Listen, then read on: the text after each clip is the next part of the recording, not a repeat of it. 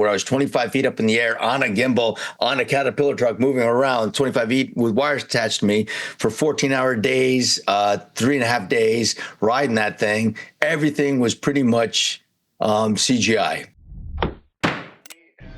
Welcome back to Under Oath. Casper, how you doing, my friend? Jess, I'm doing great. How are you doing? I got to tell you, man, I remember seeing Starship Troopers, and I was thinking to myself, because I appreciate great sci-fi and everything else. I said, it's amazing, but it's probably easily in one of my top 10 sci-fi movies. Oh, thank you, man. I loved being a part of this. I loved Ed Neumeyer and Paul Verhoeven, the director of RoboCop and the writer of RoboCop. I loved being in their movie. And I was sitting on set one day when we had 1,400 extras and 30 stuntmen and 30 actors all firing guns and all the 250 crew and everything, look behind the camera and going, wait a minute, that's Ed Neumeyer, the writer of RoboCop. That's Paul Verhoeven, the director of RoboCop, Phil Tippett, the visual effects guy, John Davison, the producer of RoboCop. So Peter Weller was number one on his movie, RoboCop, and I'm number one on this, so I'm Murphy. Yeah, and I'd buy that for $1. Yeah, let's go for that one. Yeah, I remember watching. I was thinking to myself. I said, "Man, it was sci-fi, but it was funny. There was humor built into it, even though it was supposedly be very serious. There was a great campy feel about it at the same time. I mean, when you're on the set and you're doing this, do you feel it, or do you just go, well, this is serious, and I don't feel the camp in it at all?" Well, when I was on set, I read the script, and there's there's all that campiness is in the script. And when I first read the script, I went, wow, I read this book when I was 12. How did I understand this satire, this sense of humor? I must have been a genius 12-year-old kid. And I went back and I reread the book and I went, oh, there's no satire in the book. That's all Paul Verhoeven and Ed Neumeyer. So the genius is all in them. So you see all that and you go, wait a minute, RoboCop had satire, but this one was, I thought it was over the top, and they told me, no, it's subtle. And when people missed the satire, when they missed that sense of humor when it came out, and I was bewildered, I was dumbstruck. I couldn't believe that they didn't see it. I had to go back to them and go, you guys are right. It was subtle. But I didn't think it was subtle. And nowadays, a lot of the audiences, because of Helldivers 2, Starship Troopers Extermination, or any of the people that watch Starship Troopers, or the fact that it's something on the internet and all the different things, everybody that's come back and revisited it, a lot of people come up to me at cons, they go, there's no way people missed it. And I go, you'd be surprised, how many people did. And they're like, there's just no way. There's no way that anybody could miss that. And I'd be like, yeah, you think. What I thought was amazing about that, because I can't imagine it. You came from, One Life to Live, and suddenly you're acting, and I can't even imagine broomsticks and tennis balls and everything else you're trying to relate to, because those are all, everything that you're killing is added in later. Yeah, almost everything, except for the upside-down hull of the boat, which is what I shot when I rode that tanker boat, where I was 25 feet up in the air on a gimbal, on a Caterpillar truck moving around 25 feet with wires attached to me for 14-hour days, 3.5 days, riding that thing. Everything was pretty much CGI. But I'm shooting that thing, and I wasn't. But, it was really... Paul Verhoeven is such a masterful director and storyteller, and he literally has a genius IQ, and he's just surrounded himself with a team that's incredible. And you have all these other actors in there that are just, were a gift for me to be able to work with. All of them, every single one of them. It was just, I was in awe. So the experience, you get that you're playing and you're getting excited and you're having a fun time. You're like a kid in the candy store, playing. And you just want to do your best job, and it just brings out the best in you, I think. Now, there's a lot of action in that movie, in all of them. I mean, and when you're younger, you think, let me try this stunt. Let me see if I can do this. I mean, how much did you actually do on your own? And when did you learn, hey, I'm going to let the stunt man do this? I wish I could learn to let the stuntmen do it. And I do often. There's often a lot of stuntmen do a lot of things for me. But I mean, I just did a Western. I'm 55 years old. I just did a Western this year, and I took 10 falls off the horse because I'm pretty good on a horse, and I'm like, I can still do this. And my wife was like, would you just stop and let the stunt guy do it? And I'm like, yeah, but I I'm really good on a horse. And she's like, yeah, then stay on the horse. So I wish I could learn, but I've been blessed to have some great stunt people that have done some incredible stunts that I could never possibly do. But I've done too many, and I do feel it in my body often now. I'm 55, so I'm feeling a lot of the things that probably A lot of the issues you had earlier on in your career, you go, that didn't hurt, and you go, well, it's hurt now. Yeah, I feel it. I used to jump out of airplanes for the government, and people go, well, how'd you do? I said, well, I feel it every once in a while. I feel it every once in a while. I played the captain of the Golden Knights in the movie, and the guys all go to me and go, hey, Rico, you want to come jump out of the plane with us? So I did a tandem jump with these guys. I actually jumped out because I figured I'm with the Golden Knights. I mean, if I'm going to jump with anybody in my life, this is an opportunity I'm not going to pass up. In their uniform, I jumped out of a plane with them. Unbelievable experience. But I can imagine that would have a lot of wear and tear doing that repeatedly. Yeah, I had no jumps. I fell out of every plane. They always talk about jumping out of it. I said I fell out of a lot of them. At least you had a parachute. Yeah. Now, my dad was a Navy pilot, and he said every time they'd hand him the parachute, they said, yeah, if this one doesn't work, come back and we'll get you a new one. Always great comedy in the Army. It was always great comedy, Hey, if it doesn't work, you got that one in front of you. But then again, you only have 3 seconds. That's comforting. That's comforting. Yes. Now, comforting. The thing is that, you do such an iconic movie, and the character was just rock solid. And you're sitting here in, 25. So I also write comic books. So I've done conventions where you've been there. Oh, wow. And your fans are rabid, and they're so excited to see you. And one of the things I tell people, I said, be careful, because you never, your heroes might not be who you expect them to be. How important is it for you to deliver at a convention when you see your fans?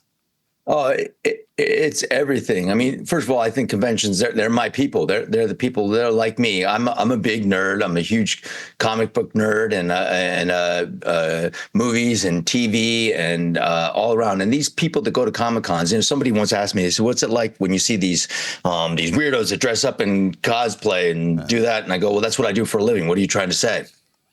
And then also I married a cosplayer. My wife is she was a Wonder Woman cosplayer, so it's amazing. But I love it. And also Rogue, to be honest.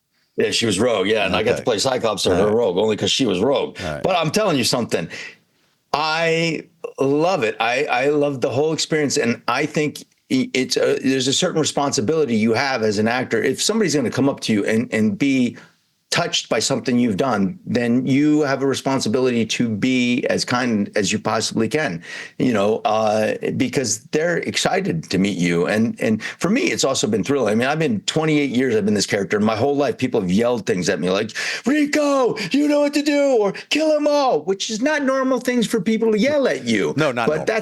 But that's been normal for my kids. That's what they experience. They're all adults now, and that's all they ever experienced. But, it's the biggest thrill when people come up and do that. It's a touching moment. And you have a responsibility. People have come up to me. I had a girl come up to me and go, Starship Troopers was a movie I watched with my dad, and he loved that movie, and he would have really loved to have gotten an opportunity to meet you. And I just had to come meet you because of how much it meant to him.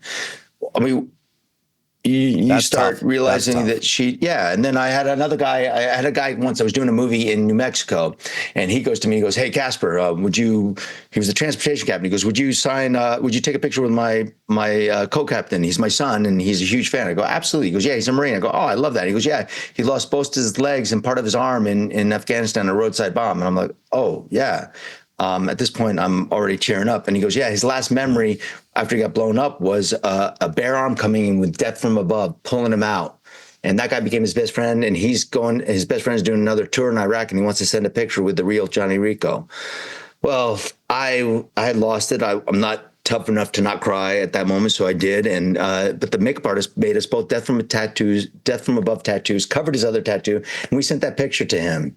And that is a thrill. When you get to do something like that, that's amazing. 8 years later, after that, I was at Warner Brothers, handed in my ID at Warner Brothers, and the security guard takes a look at the ID and goes, "Sup, Rico?"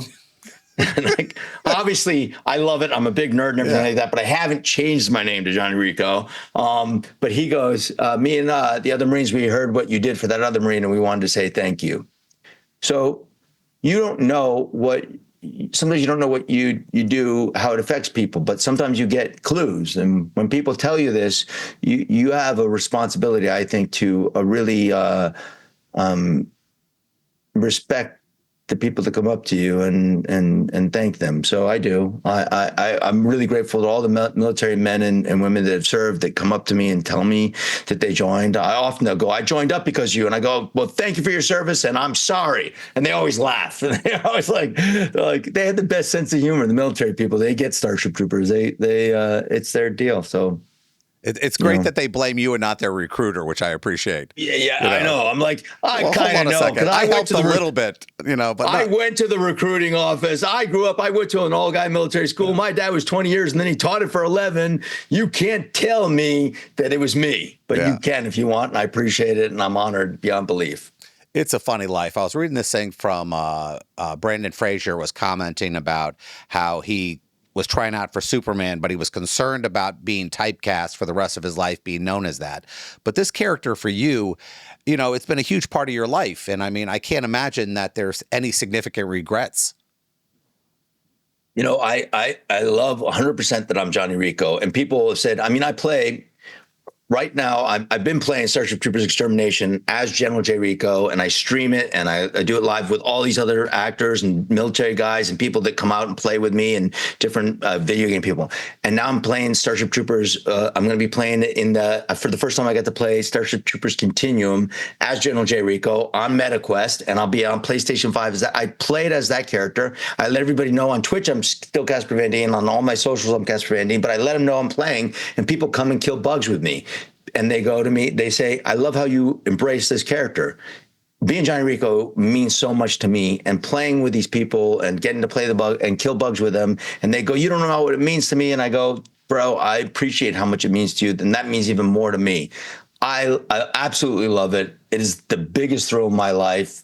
Paul Verhoeven gave me this character, and it is something that has made my career, made my life, and it's a huge part of it. I have posters of it around. I have different toys and games from it, comics, and I love the stories. And when people come up and talk to me about it, it means everything. And I love playing the games with it. And I literally played Starship Troopers on MetaQuest as General J. Rico with one of the guys that created this game, Bobby, who said to me, he goes, Casper, you don't understand, when you did the voiceover for it, I love this movie. And then you did the voiceover for it. I was thrilled. And now I'm actually killing bugs with you. And I was like, oh my God, yes. So, that's exciting when you get to have that kind of reaction. It's just a thrilling experience. Now, I hate the word surreal. It's just something that everyone uses to come up with something.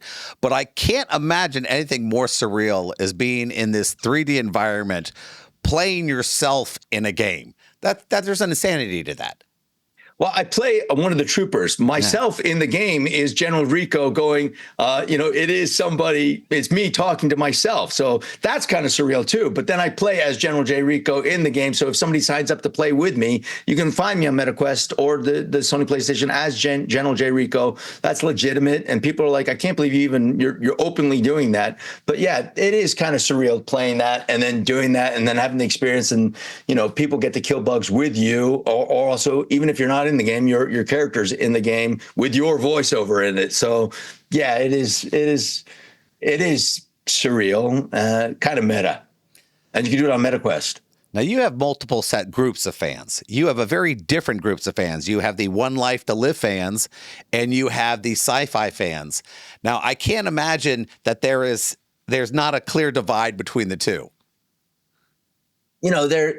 There's such a crossover with it because I'm just who I am, and I'm such a nerd. So people, when they come up to me, I like to stand in front when I'm at cons. A lot of the time, signing with the people, I like to be up there right with them. I go around to all the cons. I try to go around to the comic book artists and meet and greet with people if I can at a con beforehand. If I have enough energy, if I haven't been traveling too much, I go around. I also go around to all the different people that have different Starship Troopers things. Sometimes I'll buy it and then bring it over to my table, sell it for the same price I bought it for, plus whatever they're going to pay for the autograph or whatever. But I try to support everybody at these things. I pick up things at cons from, there's best place to buy gifts, and for Christmas or birthdays, you become the coolest uncle, father, brother, son, whatever it is, friend, because you see things that are just weird and unique and different. And so cons are amazing place to do. And being in this it's a surreal experience, but it's the greatest experience of my life.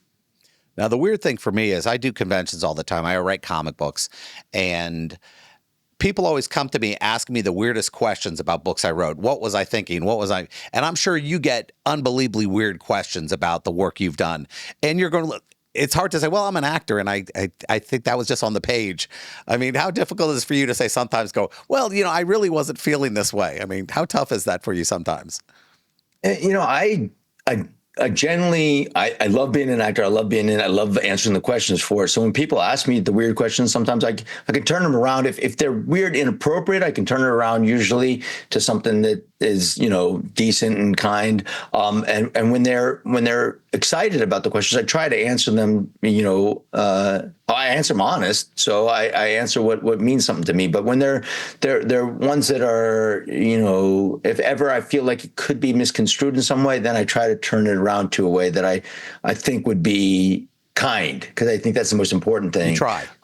Yeah, I try. I'm not always perfect. I know that. I know I've made a lot of mistakes in my life, but I try to be as supportive and kind as I can. And I answer the questions. I genuinely love Starship Troopers. I genuinely love being a part of this, and I genuinely love the fandom and the fan reaction and the congruence, the way we all work together on it. So, all the fans, even online, usually are really awesome. Every once in a while you come across something, but for the most part, I've been very fortunate.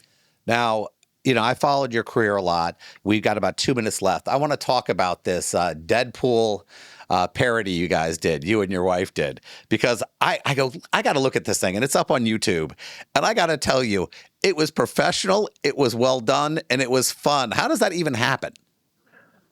This guy really he had a Deadpool. He loved Deadpool, got the suit, did the first one. Then the second season, my wife was in the first one, and the Deadpool 2, the musical, they asked me if I'd be Cyclops. And I said, yeah, absolutely. I'd love to. And it's funny because I was supposed to audition for Cyclops when it first came out, but I told them I wanted to go up for Wolverine. And as soon as I told them in the casting office that I wanted to go for Wolverine, I saw their face just drop, because they were like, "Oh man, look, you're great for Cyclops." And I turned around, and I couldn't have done better than James Marsden. I'm not going to even suggest that, but I've done that a couple times foolishly in my life, where I've just, I get so excited. I just say what I really want to do.